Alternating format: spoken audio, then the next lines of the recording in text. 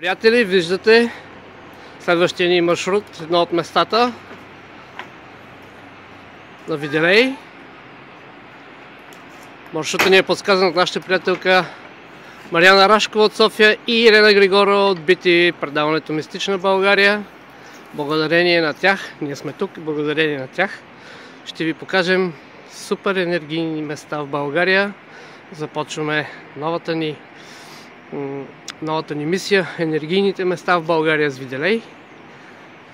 Разбира се, това реално е продължение. От преди 7 години започнахме с Катерина Билай в над Пловдив,